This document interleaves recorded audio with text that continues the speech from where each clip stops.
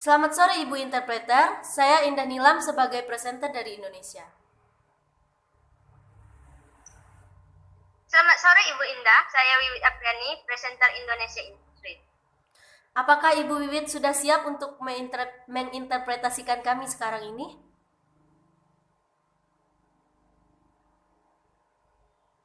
Ya, saya sudah siap. Saya sudah tersambung bersama Ibu Vika Madiah yang merupakan seorang dosen ilmuwan di Malaysia. Saya akan menanyakan beberapa pertanyaan terkait situasi perkembangan kasus COVID-19 di Malaysia. Ibu Vika sebelumnya sudah pernah berkunjung, mengajar, dan tinggal di Indonesia, tetapi beliau hanya sedikit mengerti bahasa Indonesia. Ibu Interpreter, silakan beritahu saya jika semua peralatan Anda sudah siap. Baik, saya mengerti. Mohon tunggu sebentar, saya akan menyiapkan catatan pulpen dulu.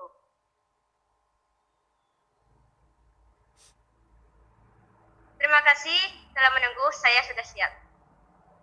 Baik. Selamat sore Ibu Vika, saya Indah, presenter dari Indonesia.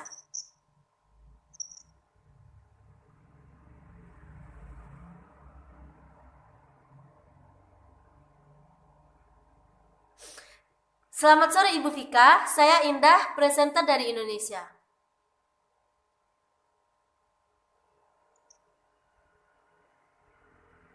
Good afternoon, Ms. Vika. My name is Indah, a presenter from Indonesia. Yeah, good afternoon, Indah. Ibu Vika, berbicara mengenai Ibu Vika, berbicara mengenai partial lockdown di Malaysia, sejauh ini seperti apa? Apakah memang pemerintah di sana sudah berhasil untuk menekan laju angka COVID-19 di sana? Ms. Vika, talking partial lockdown in Malaysia, what has it been look like so far? Has the government success in suppressing the rate of COVID-19? Well, so over the past week, the growth of COVID-19 cases in Malaysia has declined. So in March, there were more than 200 people. Now only about 30 and 50 a day.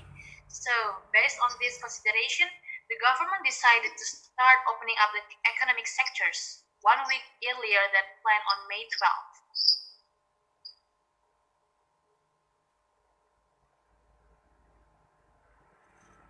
Baik, jadi selama seminggu terakhir, pertumbuhan kasus positif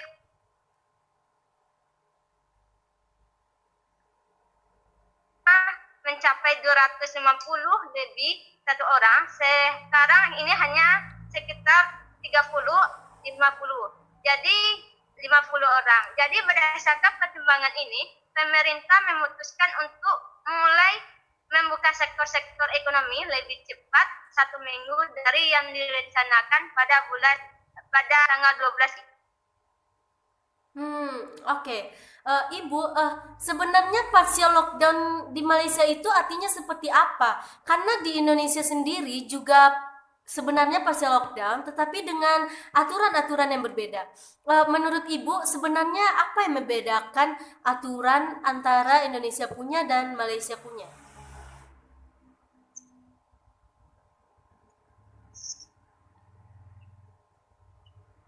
Okay, Miss. What exactly does mean by partial lockdown in Malaysia? Because in Indonesia itself, it is actually look like partial lockdown, but with different rules. What do you think? Is there any different rules between Indonesia and Malaysia? So actually, if we look at partial lockdown in Malaysia, we call it MCO, Movement Control Order, and in Indonesia, PSBB are almost the same. We can still go to the market within a 10-meter radius, but schools, office, and business that are not really important were closed. So it is almost the same as in Indonesia. Then there is direct cash assistance economic stimulus, and the government spends around 750 trillion on economic stimulus, which constitutes 17% of GDP. So actually, when compared with Indonesia, it's actually almost the same.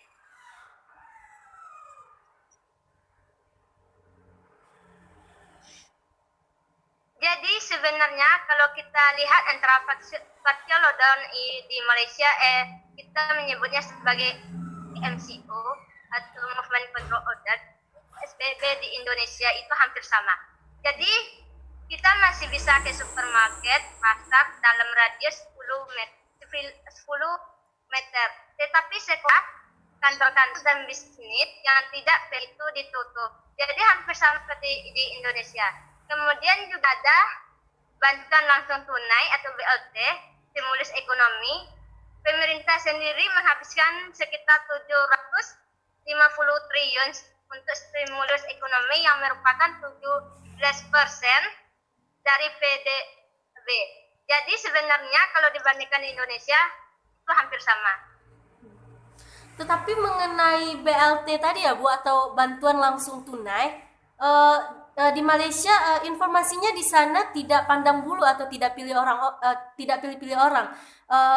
Termasuk Ibu sendiri, apakah mendapatkan bantuan BLT di sana?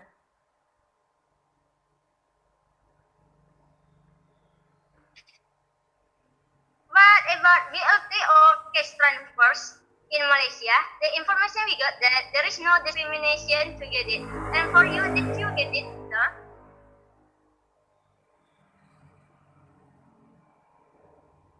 Right, so in Malaysia, I also received direct cash assistance. They provide direct cash assistance depending on the salary bracket. Even though we don't need it, we still get around 1.5 million rupiahs in direct cash assistance. And some people get 3 million rupiahs depending on their position as civil servants. Betul. Jadi di Malaysia itu sendiri, bahwa saya pun itu mendapatkan BLT juga. Jadi mereka memberikan BLT tergantung dari bracket gaji. Jadi mereka melihat gaji pegawai negeri sekian sampai sekian mendapatkan BLT, walaupun sebenarnya kita tidak membutuhkan. Tapi ada tetap mendapatkan BLT itu sekitar 1,5 juta, mereka yang mendapatkan 3 juta tergantung dari posisi mereka di pemerintahan sebagai pegawai negeri. Berbicara mengenai aktivitas, informasinya Ibu sedang mempersiapkan vaksin untuk diproduksi massal. Apakah kita semua kita semua tahu bahwa pandemi COVID-19 ini belum ada vaksin yang bisa dibagikan. Apa mungkin yang bisa dibagikan ke kami, Bu, mengenai vaksin ini? Apakah memang benar tidak membutuhkan waktu yang cukup lama untuk menciptakan sebuah vaksin?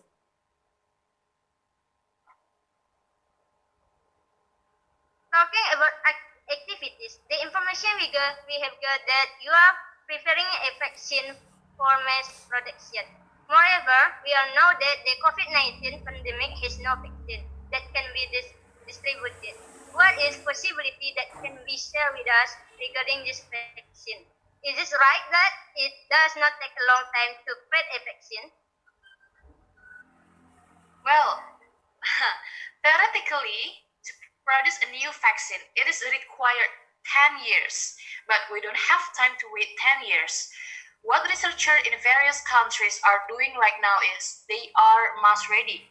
They accelerated the process of finding this vaccine so that from 10 years to 18 months or 24 months, if we see from the vaccine that has entered the clinical trials this year, the fastest we can get the vaccine is 2 years from now.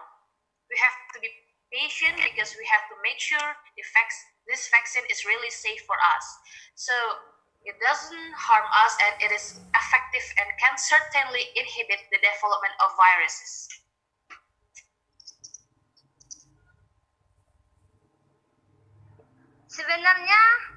Sebenarnya secara teori untuk menghasilkan suatu vaksin baru itu memerlukan waktu 10 tahun. Tetapi kita tidak punya waktu untuk menunggu selama itu. Apa yang dilakukan oleh para peneliti di berbagai negara mereka adalah speed up atau mempercepat.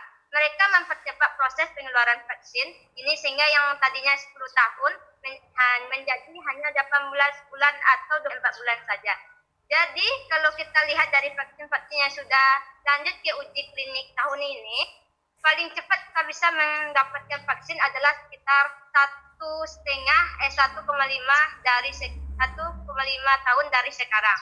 Jadi masih agak lama dan kita harus bersabar karena untuk vaksin ini kita harus benar-benar meyakinkan bahwa vaksin ini aman, jadi tidak membahayakan kita dan efektif. Jadi bisa menghambat perkembangan virus itu sendiri. Berarti vaksinnya diperkirakan masih sangat lama ya, yaitu 1,5 tahun. Terasa sangat lama ya di situasi sekarang ini.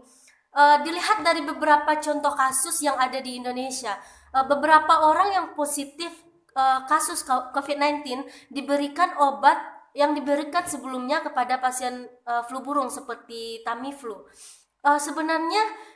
Sebenarnya Bu, ini seperti apa efektivitas obat-obat yang diberikan kepada pasien yang positif COVID-19 ini? This means the vaccine is estimated to be still long with this 1.5 years. It feels very long time with condition like this. Judging from some cases in Indonesia, some people are positive COVID-19 or given the drugs previously for avian flu patients, such as Tamiflu.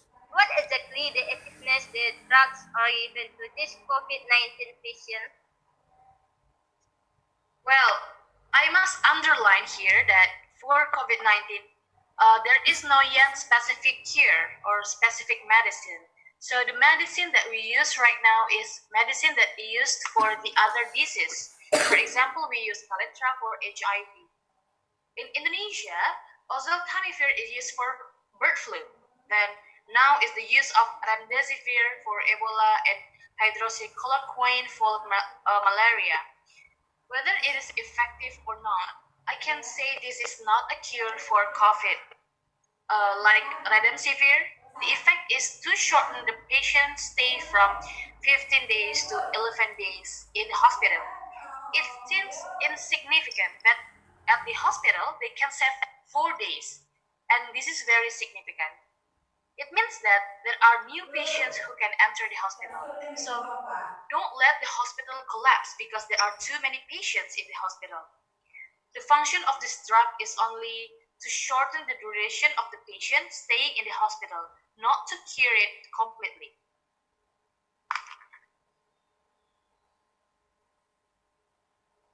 Baik, digarisbawahi di sini bahwa COVID-19 ini belum ada obatnya secara khusus.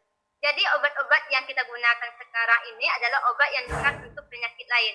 Jadi istilahnya adalah drug repurposing. Biasanya kita menggunakan Kaletra, jadi kita menggunakan obat ini untuk HIV. Kemudian seperti di Indonesia menggunakan oseltamivir yang digunakan untuk flu burung.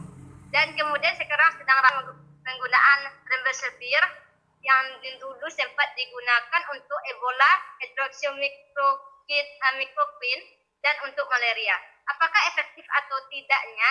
Harus saya katakan ini bukan obat untuk COVID-19.